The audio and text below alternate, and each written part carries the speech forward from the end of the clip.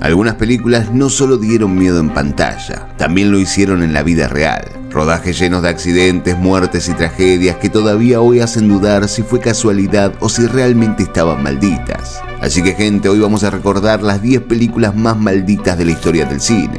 Historias donde la ficción se mezcló con la desgracia y el precio de filmar fue demasiado alto. Si hablamos de películas malditas, El Exorcista, estrenada en 1973, es la primera que aparece en cualquier lista. Dirigida por William Friedkin, no solo aterrorizó al público en la pantalla, sino que convirtió su propio rodaje en un campo de sucesos inexplicables. El set principal llegó a incendiarse de forma misteriosa, arrasando con todo, excepto con la habitación donde ocurrían las escenas de posesión. Para muchos, una simple casualidad. Para otros, una señal de que la producción había invocado algo más. Los actores sufrieron en carne propia esta obsesión de Friedkin por el realismo. Ellen Burstyn, que interpretaba a la madre de Regan, fue tirada con tanta violencia por un arnés que quedó con una lesión en la espalda de por vida. Y Linda Blair, la niña protagonista, terminó con problemas permanentes en la columna. Pero Friedkin no se conformaba. Solía disparar escopetas detrás de cámara para asustar al equipo y hasta ordenaba cachetadas reales a sus actores para que la reacción quedara auténtica. Esa brutalidad fue dejando marcas físicas y emocionales en todo el elenco. A esto se sumaron muertes que rodearon la filmación. Familiares de actores y técnicos fallecieron repentinamente durante la producción, alimentando el rumor de que la película estaba maldita. El miedo era tal que la productora terminó contratando a un sacerdote para bendecir el set y calmar los nervios del equipo. En cuanto al público, tampoco quedó inmune. Durante las primeras funciones hubo desmayos, ataques de pánico y hasta denuncia de fracturas por convulsiones en plena proyección. Iglesias en Estados Unidos exigían que se prohibiera la película porque estaba poseída. Y como si fuera poco, Friedkin mezcló sonidos de animales agonizando y cerdos sacrificados para crear la voz demoníaca. Muchos técnicos aseguraban que escuchar esas pistas aisladas era insoportable, como si hubiera algo extraño colocándose en la grabación. Lo irónico es que con toda esta carga oscura, El Exorcista terminó recaudando más de $400 millones, con un presupuesto de apenas 12 millones, y fue la primera película de terror nominada al Oscar a Mejor Película. En resumen, un éxito total en taquilla, pero con un historial de tragedias y fenómenos tan perturbadores que todavía hoy, más de 50 años después, se sigue hablando de ella como la producción más maldita de todos los tiempos.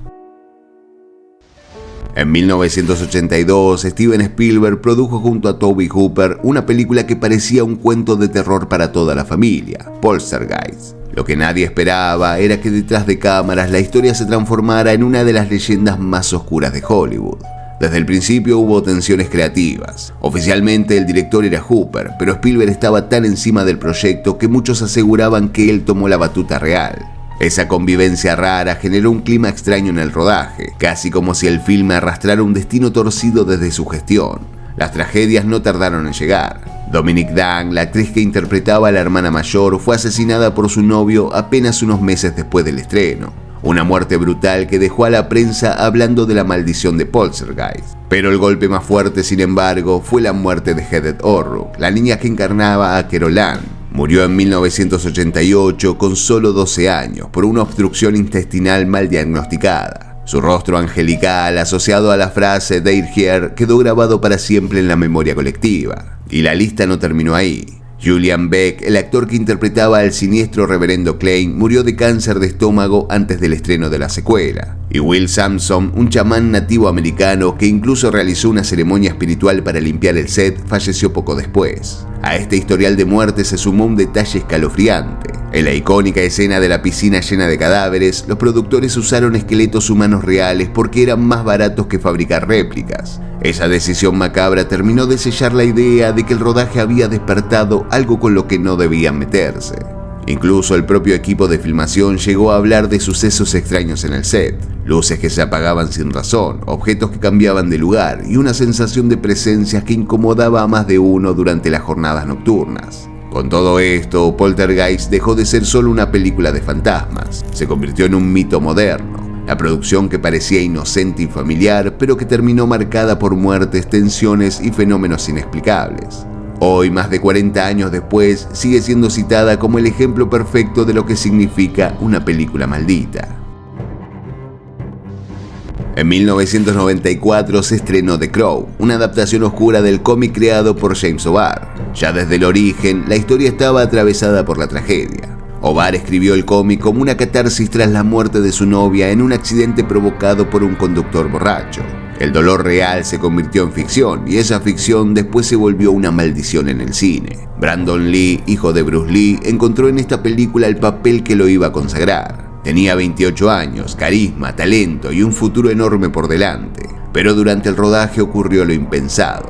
Una secuencia de disparos que debía resolverse con balas de fogueo terminó en tragedia. El error fue técnico y humano a la vez. En el cañón del arma habían quedado fragmentos de una bala real de una prueba anterior.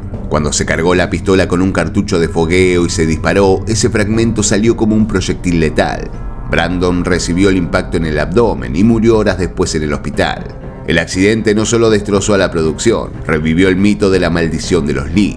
Su padre había muerto también en circunstancias extrañas a los 32 años. Que su hijo, apenas unos años menor, falleciera filmando una película donde encarnaba a un hombre que regresaba de la tumba, reforzó la idea de que algo más estaba en juego.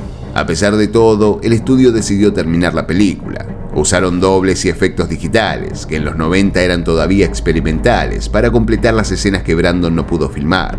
El resultado fue un film impregnado de una atmósfera única. Cada plano parece cargado por la presencia y la ausencia del actor al mismo tiempo. Cuando se estrenó, The Crow fue recibida como algo más que una simple adaptación del cómic. La crítica y el público sintieron que había un aura de muerte real en cada imagen, y con el tiempo se convirtió en una película de culto, precisamente porque está marcada por lo que nunca debió pasar. Hasta hoy el caso sigue rodeado de preguntas. ¿Fue negligencia del equipo de utilería, un accidente imposible de evitar o parte de una cadena de desgracias que perseguía a la familia Lee? Lo cierto es que The Crow quedó inmortalizada como un recordatorio brutal de que a veces la línea entre la ficción y la tragedia real es demasiado delgada. En 1956, el magnate Howard Hughes apostó a lo grande y financió El Conquistador, una superproducción con John Wayne en el papel de Genghis Khan. La idea era épica, pero el resultado fue tan desastroso que todavía hoy se recuerda como una de las peores decisiones de Hollywood. Y lo peor no fue el fracaso artístico, sino la sombra de muerte que dejó en su camino. El rodaje se hizo en St. George, Utah, una zona desértica que parecía perfecta como escenario mongol. Lo que nadie sabía era que ese lugar estaba contaminado por las pruebas nucleares que Estados Unidos había realizado en Nevada pocos años antes. Todo el elenco y el equipo trabajaron durante semanas en un terreno cargado de radiación. Y para completar el desastre, Hughes mandó a traer toneladas de esa misma arena hasta los estudios en California para recrear escenas en interiores. Las consecuencias fueron devastadoras. De las 220 personas que participaron en la producción, al menos 91 desarrollaron cáncer en las décadas siguientes. John Wayne murió de cáncer de estómago, Susan Hayward de cáncer cerebral, Agnes Murger de cáncer uterino. La lista sigue y parece interminable, hasta el punto de que El Conquistador quedó marcada como la película que mató a la mitad de su elenco. En este caso la ironía es brutal. Wayne, símbolo del héroe americano, se convirtió en la caricatura absurda de Genghis Khan, un papel que los críticos destrozaron. Y años después murió víctima de la misma radiación que él y su equipo respiraron durante el rodaje. El cowboy más grande de Hollywood vencido no por un villano en pantalla, sino por un enemigo invisible. Para Hughes, la película también fue una condena personal. Obsesionado por su fracaso, compró todas las copias disponibles e incluso se encerraba a verla compulsivamente durante sus últimos años, cuando ya estaba hundido en la paranoia y en la enfermedad. Era como si la maldición de la película no solo se hubiera cobrado los cuerpos, sino también sus mentes. Con el tiempo, El Conquistador pasó a la historia por un doble motivo: como una de las peores películas jamás filmada y como el ejemplo más cruel de cómo la ambición de Hollywood pudo costarle la vida a decenas de personas. Un título que buscaba retratar a un conquistador terminó conquistado por la radiación y la desgracia. En 1976 llegó a los cines The Omen o La Profecía, una de las películas de terror más influyentes de todos los tiempos. Su trama giraba en torno al nacimiento del anticristo, y lo inquietante es que la propia filmación empezó a acumular tragedias y coincidencias tan extrañas que muchos aseguraron que la producción estaba marcada por el diablo. El protagonista, Gregory Peck, ya arrastraba una tragedia personal. Su hijo se había quitado la vida poco antes del rodaje. Al viajar a Londres, su avión fue alcanzado por un rayo. Y lo más inquietante, en otro vuelo distinto al mismo tiempo, el productor de la película vivió exactamente lo mismo. Y esto no termina acá, sino que las señales no pararon. El equipo había contratado un avión privado para algunas tomas aéreas, pero lo cancelaron en el último minuto. Esa aeronave fue ocupada por otros pasajeros y se estrelló al despegar, matando a todos a bordo. En el set, los perros Rottweilers usados en varias escenas se descontrolaron y atacaron a sus propios entrenadores. Y después del rodaje, John Richardson, especialista en efectos especiales, sufrió un accidente de tránsito en el que su novia fue decapitada. Lo más escalofriante acá es que él había diseñado la icónica escena de decapitación de la película. Hasta el calendario jugaba a favor del mito. La película se estrenó un 6 de junio, a días de una fecha que la prensa no dejó pasar, el 6 del 6. El marketing explotó esa coincidencia, reforzando el número 666 como parte de la campaña publicitaria. Warner no esquivó las desgracias, las convirtió en un material de promoción. Todo esto resonó en un eco cultural inmediato. La profecía no solo arrasó en taquilla, sino que generó una ola de películas satánicas en los 70, en plena época de paranoia religiosa. Para el público la sensación era clara. Lo que pasaba en la pantalla, el anticristo destruyendo a una familia, se estaba reflejando fuera de cámara en un rodaje perseguido por la desgracia.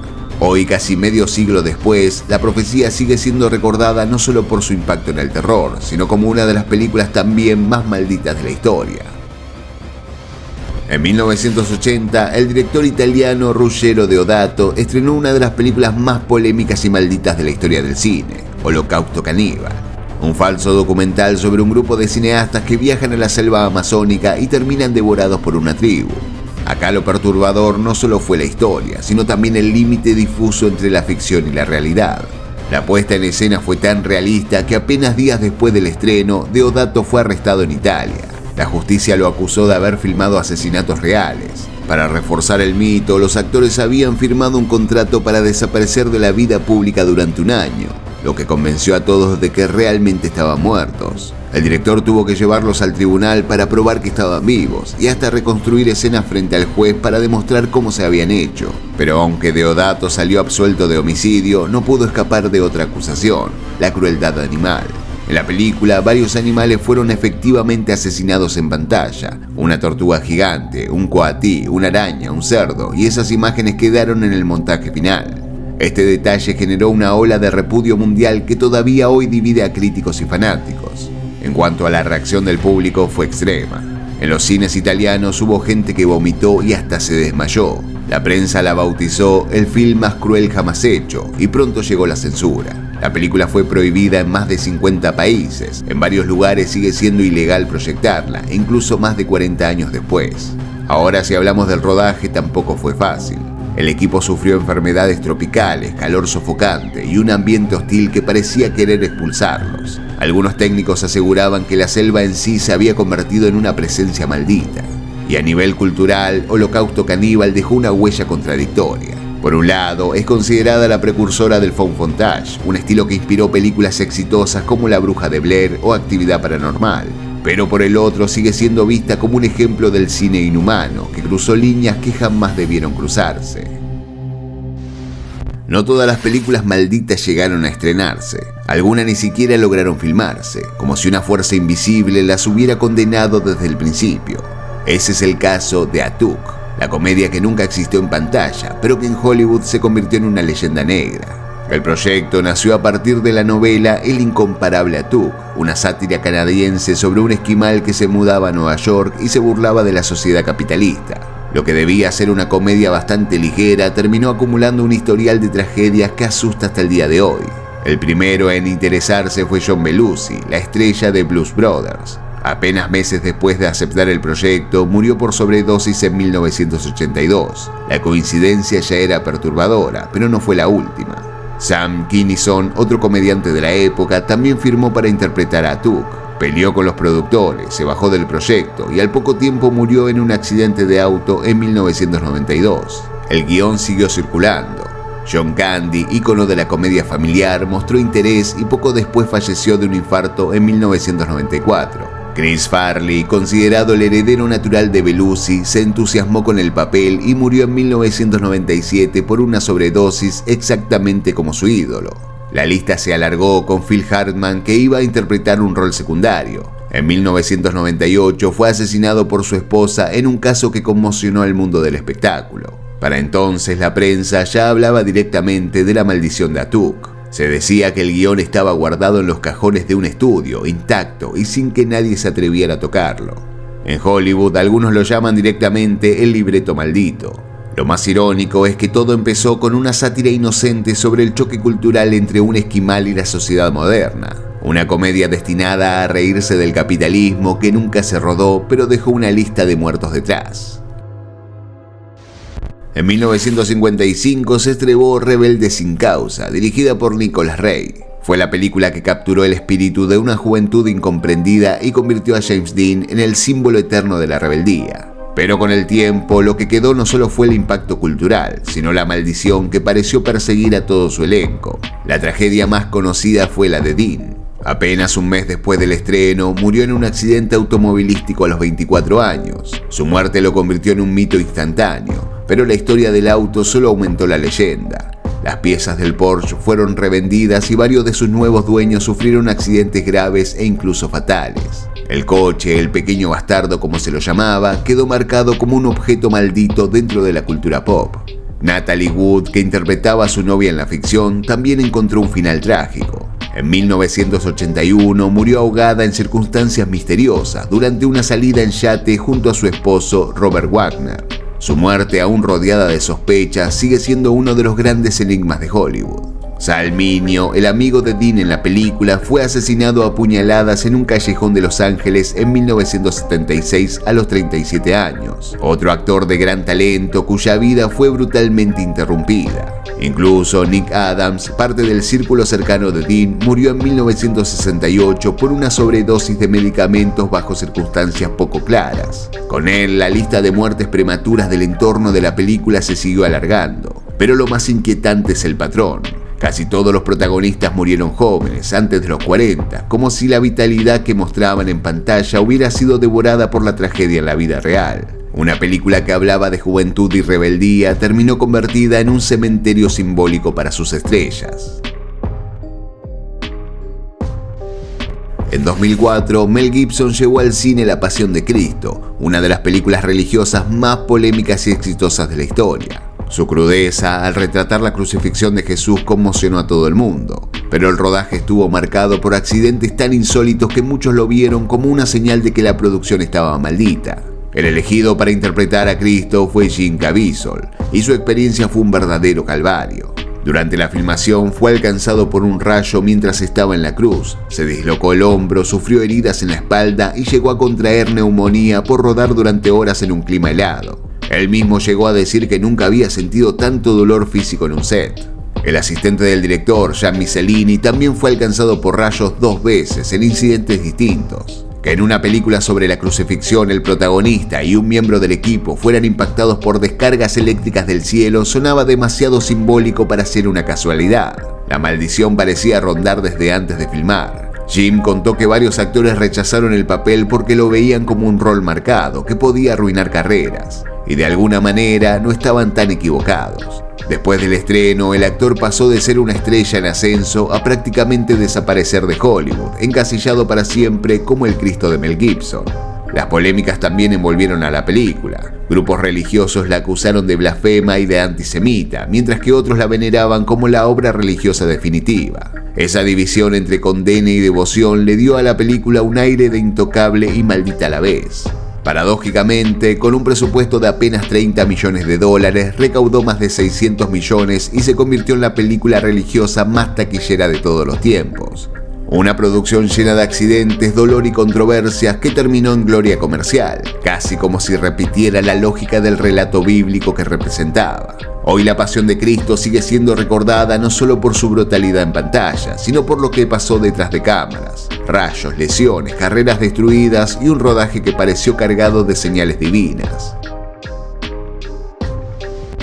En 1939, Metro-Goldwyn-Mayer estrenó El Mago de Oz, una de las películas más queridas de todos los tiempos. En la pantalla era pura magia, arcoíris y canciones inolvidables. Pero detrás de cámara, el rodaje fue un infierno de explotación, accidentes y rumores que convirtieron al clásico en otra película maldita.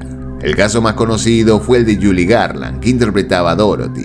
El estudio la sometió a una disciplina brutal, jornadas larguísimas, dietas estrictas y hasta pastillas de anfetaminas para mantenerla despierta. Ese abuso marcó su vida para siempre, atrapándola en un ciclo de adicciones que la llevó a una muerte temprana a los 47 años. Los accidentes en el set también fueron constantes. Buddy Ebsen, el primer actor elegido como el hombre de hojalata, terminó hospitalizado por una intoxicación severa causada por el polvo metálico del maquillaje de aluminio. Tuvo que abandonar la producción. Su reemplazo, Jack Haley, también sufrió problemas de salud por la versión menos tóxica del mismo maquillaje. La bruja malvada del oeste tampoco se salvó. Margaret Hamilton resultó gravemente herida cuando una trampa de fuego falló y quedó atrapada entre las llamas. Sufrió quemaduras de segundo grado en la cara y las manos. Para colmo, el maquillaje verde que usaba contenía cobre en polvo, que le provocaba intoxicaciones y dejaba su piel dañada durante varios días. Hasta su doble de riesgo terminó herida en otra explosión mal calculada. Y alrededor del set circulaban rumores constantemente. Se decía que muchos de los Munchkins, los actores enanos que interpretaron a los habitantes de Oz, eran maltratados, mal pagados e incluso llegaban ebrios a las filmaciones. Aunque parte de esto fue exagerado por la prensa sensacionalista, ayudó a cimentar la fama de un rodaje caótico. A esto se sumó una de las leyendas urbanas más famosas del cine: el supuesto suicidio de un Munchkin colgado en el fondo de una escena. Décadas después se comprobó que lo que se ve es un ave que pertenecía al zoológico del estudio, pero el mito se volvió inseparable de la película. Lo más extraño es que El Mago de Oz fue pensada como una celebración del sueño americano, un mundo brillante donde siempre hay esperanza más allá del arco iris. Sin embargo, para muchos de sus protagonistas, lo que hubo detrás fue sufrimiento, intoxicaciones y carreras destruidas. 10 películas, 10 historias donde el cine dejó de ser fantasía para convertirse en una pesadilla real. Desde accidentes imposibles de explicar hasta coincidencias que parecen escritas por el destino. Cada una de ellas cargó una sombra que todavía hoy las persigue. Pero al final queda siempre una pregunta: ¿todo esto simplemente fue mala suerte? ¿O realmente existen películas nacidas bajo una maldición? Todo lo que sea, déjamelo en los comentarios, que lo voy a estar leyendo con mucho gusto. Por mi parte, muchísimas gracias por llegar al final y nos vemos en un próximo video.